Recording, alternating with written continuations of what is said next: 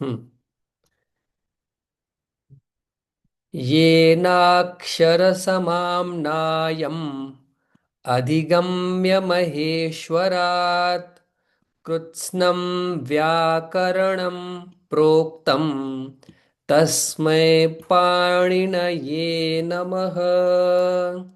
येनाक्षरसमाम्नायम् अधिगम्य महेश्वरात् कृत्स्नं व्याकरणं प्रोक्तं तस्मै पाणिनये नमः।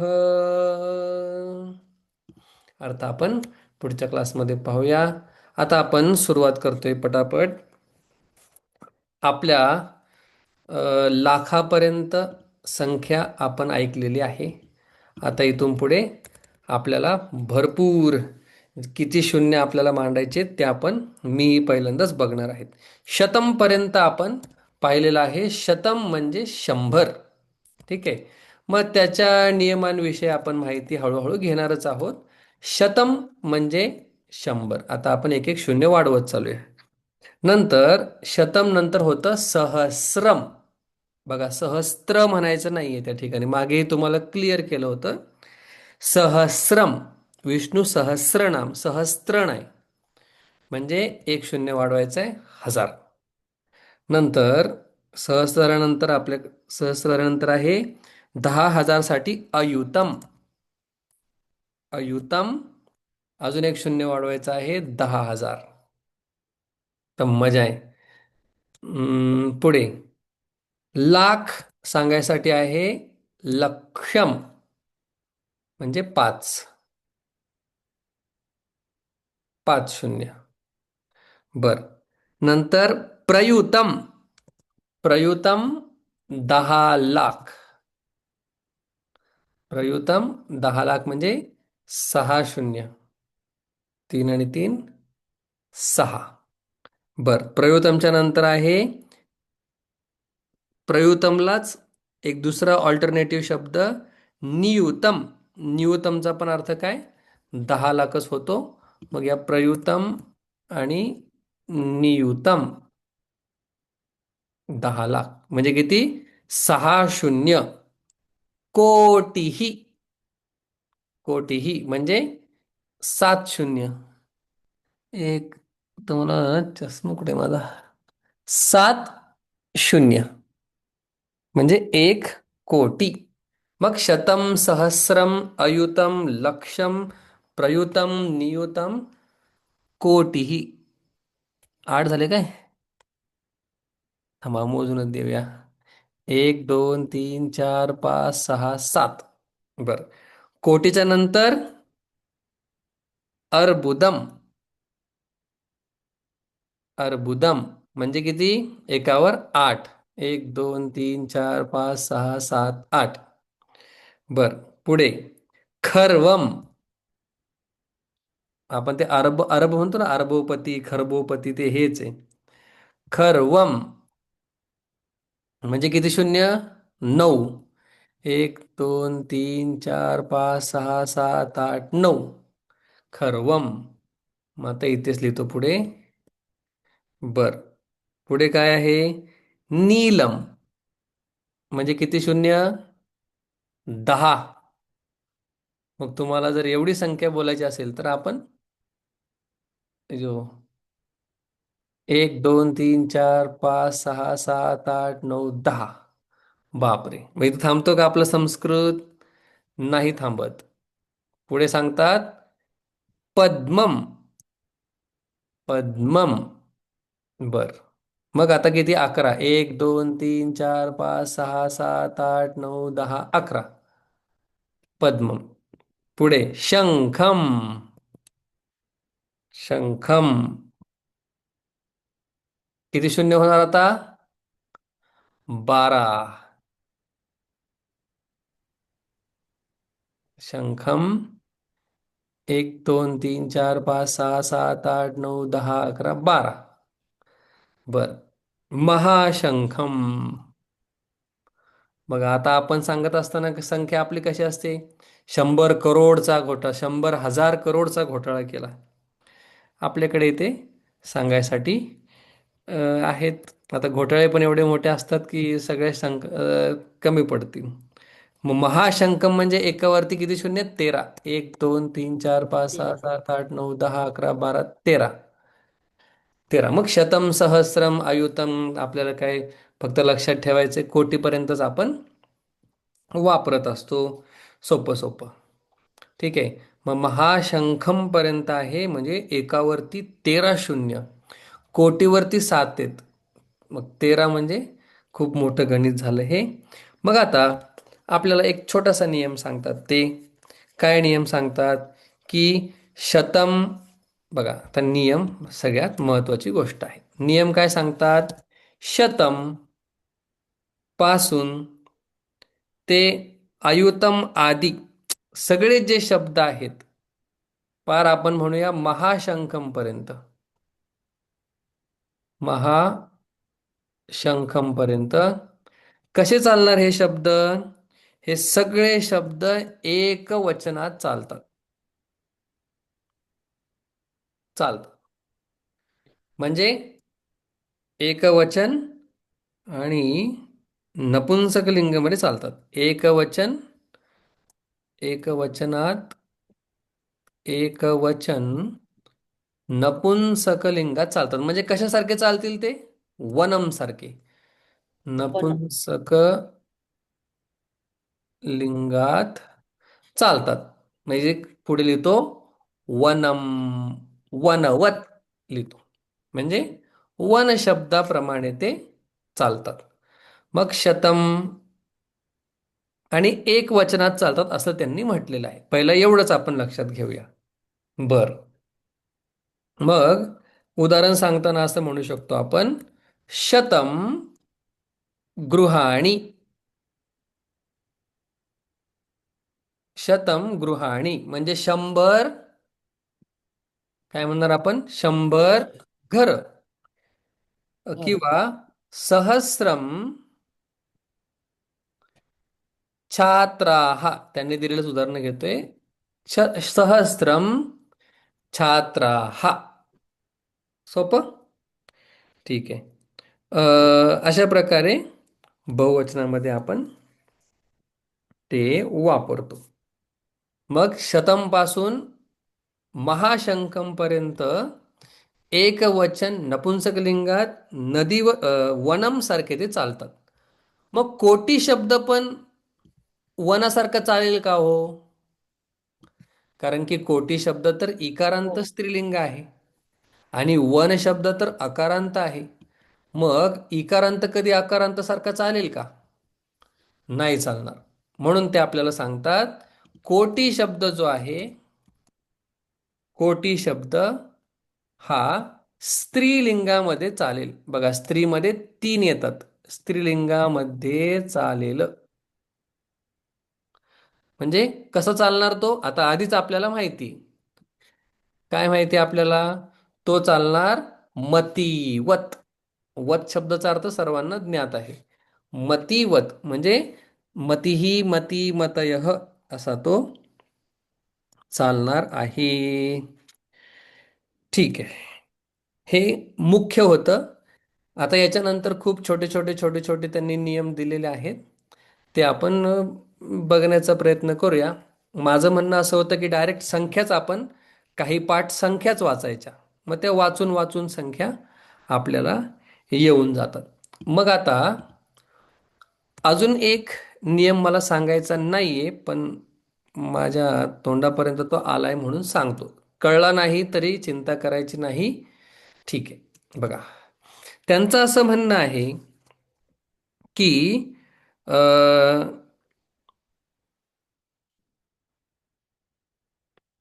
कधी कधी हा जेव्हा कसं सांगू, कधी कधी हा हे शतम सहस्त्रम हे सगळे शब्द जे आहेत हे कधी कधी ज्यावेळी ते संख्यावाचक असतात, संख्या सांगतात, त्यावेळी ते द्विवचनात पण चालतात आणि बहुवचनात पण चालतात. माझे गुरुजी म्हटले हा नियम त्यांना सांगूच नको. मी म्हटलं समजलं तर समजलं, नाहीतर पुढच्या वेळी हे सांगितल्यानंतर 100% समजणार आहे. पण तुम्हाला समजणारच आहे. बघा, मग आता वनम शब्द कसा चालतो? वनम, वने, वनानी. बरोबर? मग कधी कधी शतम पासून महाशंखम पर्यंत जे शब्द आहेत, हे द्विवचन आणि बहुवचनात चालतात. बहुवचनात चालतात.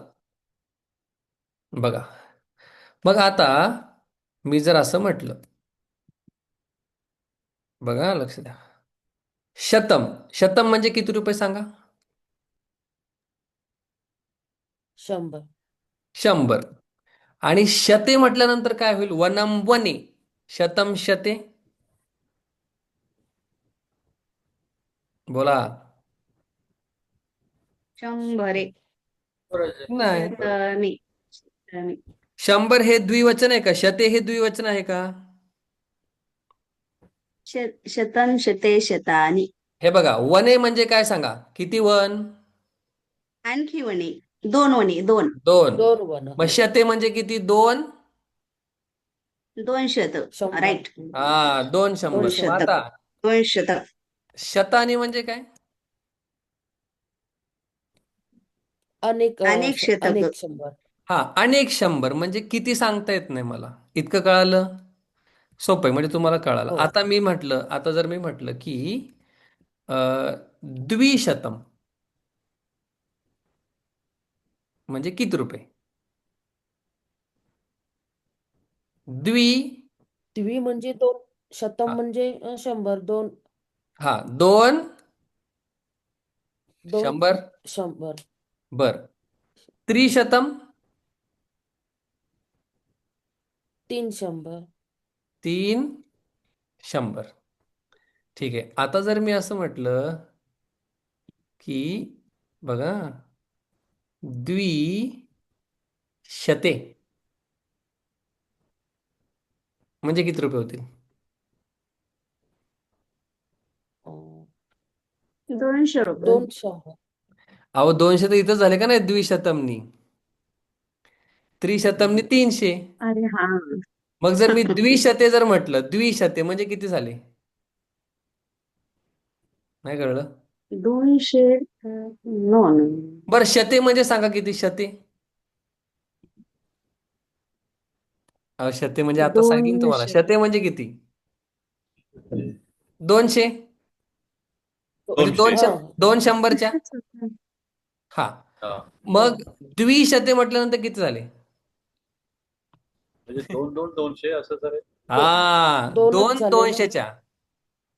2 200च्या आहे. म्हणजे 400. त्रिशतम म्हणजे आता 400. कळलं. त्रिशते म्हणजे किती?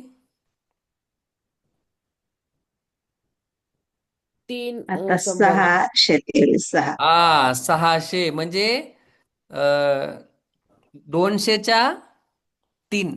कारण ठीक. की शते हम्म. म्हणजे 200 आणि हम्म. त्रि म्हणजे 3. बर. Yes. जायचं का पुढे?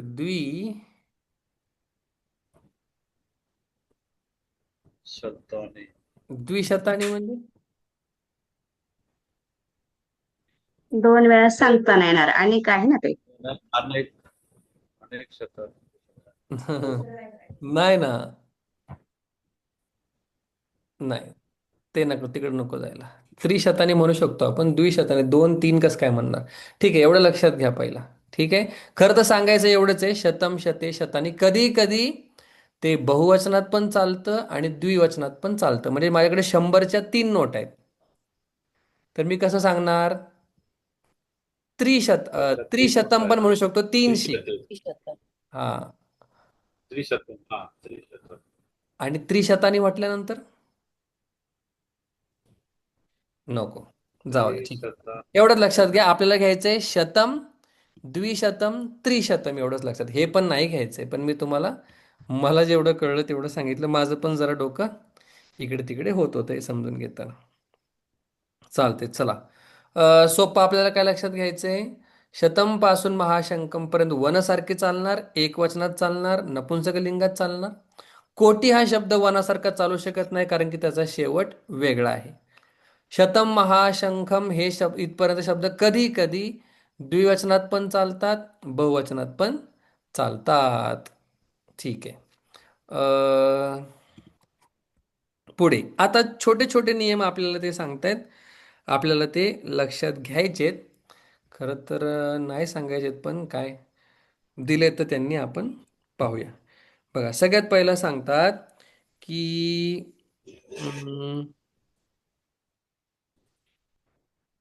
139 पान नंबर जे आहे ना, तुम्हाला हे संख्या समजण्यासाठी 139 हे अतिशय सोपं तुम्हाला पडेल. 139 पान नंबर जर तुम्ही बघितलं तर त्याच्यावरती सगळ्या संख्याच दिलेल्या आहेत.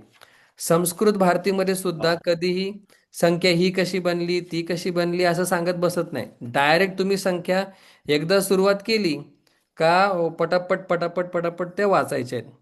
मग इथं प्रत्येक संख्येसाठी ह्यांनी नियम सांगितलेला आहे. एकचं एकाकार झालं, मग ते नियम लक्षात ठेवण्यापेक्षा काय म्हणायचं आपण, एकम द्वे त्रिणी चत्वारी असं चालू व्हायचं, डायरेक्ट 100लाच थांबायचं. ठीक आहे. तर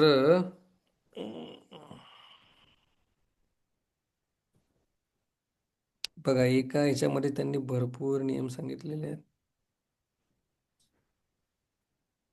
आपण डायरेक्ट संख्याच एकदा वाचूया. मी शोधतो ते संख्याच वाचूया, जेणेकरून ते छोटे छोटे नियम लक्षात घेण्यापेक्षा संख्या आपण दर पाठाला वाचूया. 100 पर्यंत संख्या आपल्याला कळाल्या, भरपूर झालं. बाकी आपल्याला काय जास्त बघायची गरज नाही. 8वीच्या तुम्हाला स्क्रीनवर दिसतंय?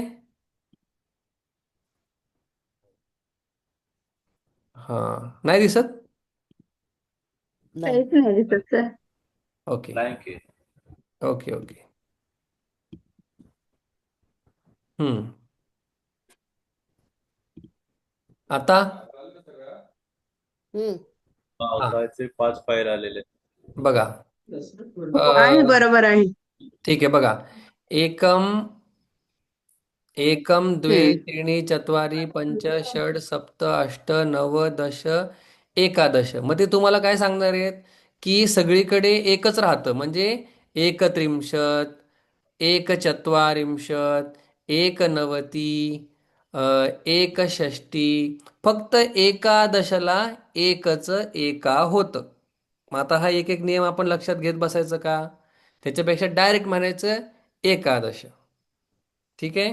असं मला बरं वाटतं सगळेच नियम लक्षात ठेवण्यापेक्षा. मग ते काय सांगणार आहेत, एकादश मधल्या एकला दीर्घ होतं, असं त्यांनी नियम सांगितलेला आहे. बघा आता इथे जर तुम्ही बघितलं, थोडंसं बारीक करतो, काय माहित तुम्हाला मोबाईलमध्ये किती दिसणार आहे. बघा द्वादश आणि द्वाविंशतिः. बघा द्वादश, द्वाविंशतिः आणि बाकीच्या ठिकाणी जर तुम्ही बघितलं तर द्वीच राहते बघा. आणि इथं द्वात्रिंशत हा नियम त्यांनी खाली सांगितलेला आहे की हे जे एक एक एक नियमाने जायचं का आपण. चला, एक नियम तुम्हाला काय सांगितला की हा एकादशमध्येच फक्त दीर्घ होतो. हा एक नियम सांगितला जो त्यांनी पहिला नियम दिलेला आहे. बाकी बाकी ठिकाणी एक द्वि त्रि शब्द हे काय क्रमाने लागतात. मलाच हे नियम जास्त आवडलेले नाही आहेत, त्याच्यामुळे आपण डायरेक्ट संख्या वाचायला घेऊया. बारीक बारीक बारीक बारीक गोष्टी लक्षात ठेवण्यापेक्षा संख्या वाचूया. एकविंशतिः, द्वाविंशतिः, त्रयोविंशतिः, चतुर्विंशतिः, पंचविंशतिः, षड्विंशतिः, सप्तविंशतिः, अष्टाविंशतिः, नवविंशतिः, त्रिंशत्, एकत्रिंशत्, द्वात्रिंशत्, त्रयस्त्रिंशत्, चतुस्त्रिंशत्, पंचत्रिंशत्, षट्त्रिंशत्, सप्तत्रिंशत्, अष्टत्रिंशत्, नवत्रिंशत्, चत्वारिंशत्. मग आता या ठिकाणी तुम्ही जर बघितलं अष्टादश आणि अष्टाविंशती या दोन ठिकाणी अष्टाविंशती आणि अष्टादश या दोन ठिकाणी काय झालेलं आहे अष्टचं अष्टा झालेलं आहे. बाकी ठिकाणी जर तुम्ही बघितलं तर काय अष्ट बघा इथे अष्टचत्वारिंशत अष्टचं अष्टा नाही झालं फक्त दोन ठिकाणी झालंय. मग जिथे जिथे झालेलं आहे ते ते आपल्याला लक्षात ठेवायचं. बघा इथं अष्टत्रिंशत झालंय अष्टपंचाशत अष्टसप्ततिही अष्टनवतिही अष्टषष्टिही हेच नियम त्यांनी खाली दिलेले आहेत. बर आता पुढे आपण वाचूया कुठपर्यंत आलोय त्रिंशत पर्यंत. मग एकत्रिंशत द्वात्रिंशत त्रयस्त्रिंशत चतुस्त्रिंशत पंचत्रिंशत षट्त्रिंशत सप्तत्रिंशत अष्टत्रिंशत नवत्रिंशत चत्वारिंशत. मग परत तसंच चालू होतं एकचत्वारिंशत द्वि.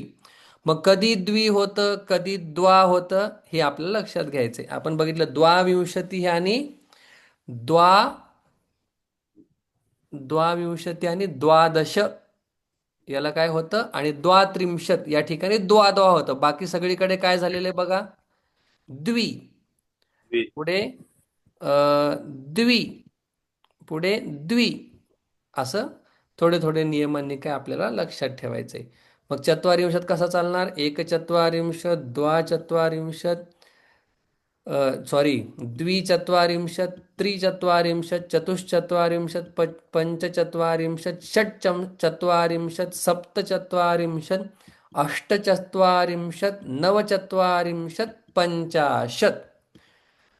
आता तुम्ही बघितलं असेल या ठिकाणी नवचत्वारिंशत दिलेलं आहे. मग आपण अजून एक भाग मागच्या क्लासमध्ये बघितला होता की 49 असं पण म्हणू शकतात. म्हणजे मराठीमध्ये जसं आपण हा म्हणतो हा 49 सर पुस्तक तसं पुस्तकात आहे. 49 एकोणत्रिंशत असं पण म्हणू शकता किंवा डायरेक्ट तुम्ही काय 9 असं पण म्हणू शकता. बघा पुढे एकपंचाशत द्विपंचाशत त्रिपंचाशत चतुःपंचाशत पंचपंचाशत षड्पंचाशत सप्तपंचाशत अष्टपंचाशत नवपंचाशत षष्टिही किंवा इथे एकोणषष्टिही असं पण म्हणू शकतो. नवपंचाशत सोपं पडतं तेच आपण म्हणूया. आता पुढे एकषष्टिः द्विषष्टिः त्रिषष्टिः चतुष्षष्टिः पंचषष्टिः षट्षष्टिः सप्तषष्टिः अष्टषष्टिः नवषष्टिः सप्ततिः. एवढं अवघड नाही आहे. फक्त पहिल्यांदा तुम्ही ज्यावेळी बघता तेव्हा तुम्हाला वाटतं नंतर नंतर सोपं होतं. एक सप्ततिः द्विसप्त बघा हेच शब्द परत परत लागलेत एक द्वि त्रि चतुष पंच आणि थोडे थोडे संधी नियम जे आपण आधी पाहिलेले आहेत तेच संधी नियम झालेले आहेत. षट्सप्ततिः सप्तसप्ततिः अष्टसप्ततिः नवसप्ततिः अशीतिः. मग आता तुम्हीच बोलले सर की इथं फक्त एकादशलाच एका झालंय. मग इथं एकाशीतीला पण झालेलं आहे. अहो इथे या एकादशप्रमाणे एकाशीती नाही झालंय. या अशीतीमधला अ आणि एक मधला अ असे दोघांचे मिळून काय झालेले आहेत दीर्घ संधी झाली म्हणून एकाशीती. मग सर इथे दीर्घ का नाही झाली आता तुम्हीच मला सांगा का नाही झाली. कारण की शब्द आहे द्वि आणि त्याच्या पुढे काय अ ईच्या पुढे अ आल्यानंतर काय होईल य होणार म्हणून झालं द्व्यशीतिही. द्व्यशीतिही थोडंसं अवघड आहे. त्रिच्या पुढे अ आल्यानंतर काय होणार आहे त्र्यशीतिही. बरोबर कळलं नाही तर विचारा. काय यण संधी होते काय संधी आहे ईच्या पुढे य आल्यानंतर ईच्या पुढे कोणताही भिन्न स्वर आल्यानंतर ईच्या जागी य होतो. मग काय झालं या ठिकाणी यण संधी झाली म्हणून एकाशीती द्व्यशीती त्र्यशीतिही चतुर्शीतिही. मग या ठिकाणी काय झालं विसर्गामध्ये विसर्ग जो र असतो त्या र मध्ये काय गेला अ गेला. एवढा अवघड नाहीये. बघा पंचाशीती पंच प्लस अशीती ही दीर्घ संधी झाली. षडशीतिः सप्ताशीतिः अष्टाशीतिः नवाशीतिः नवतिः 90 नवनवतिः सॉरी 89 89 बर पुढे 91 हे तुम्हाला फाईल पाठवून देईल. एकनवतिः द्विनवतिः त्रिनवतिः चतुर्नवतिः पंचनवतिः षण्णवतिः सप्तनवतिः अष्टनवतिः नवनवतिः शतम खतम. मग काय करायचं आपल्याला आता इथून पुढे आपण काय करूया थोडंसं याला आपण नेहमी वाचत जाऊया. ठीक आहे आपल्याला हे सगळ्या पाठवली आहे सर फाईल तुम्ही? नाही त्याच्यामध्ये डायरेक्ट 70 80 90 100 असं होतं. ही पूर्ण फाईल आहे. ठीक आहे त्याच्यामध्ये फक्त त्याच्यामध्ये उड्या मारल्या होत्या 30 नंतर का 50 नंतर. याच्यामध्ये उड्या मारलेल्या नाहीयेत. मग कधी एकच एका होतं ते त्यांनी नियमामध्ये सांगितले. कधी द्वा त्रयस अष्ट होतं अशीतीला सोडून सगळीकडे होतं हे त्यांनी सांगितलेलं आहे. द्वाविंशतिः त्रयोविंशतिः अष्टादशः. मग अशीतीच्या ठिकाणी हे असं का होतं द्व्यशीतिः त्रय तर या ठिकाणी संधी नियम लागलेला आहे ते पण त्यांनी सांगितलेलं आहे. आणि षोडश हा जो शब्द आहे हा सगळ्यांपेक्षा वेगळा आहे त्यामुळे तो आपल्याला लक्षात ठेवायचा आहे. षोडश अगदी वेगळेच त्याला नियम आहेत. षडचं षोड का झालं आपल्याला एवढं त्याच्यामध्ये डीप माहिती नाहीये आपल्याला जायचंही नाहीये. मग आता काय राहिलं ह्या संख्या आपण नेहमी म्हणत जाऊ. एक 2-5 मिनटं लागणार आहेत. आता फक्त संधीचे 2 नियम लागलेले आहेत आणि 1-2 गणांचं इंट्रोडक्शन परिचय करून द्यायचा आहे. तो आपण आता लगेच पाहूया.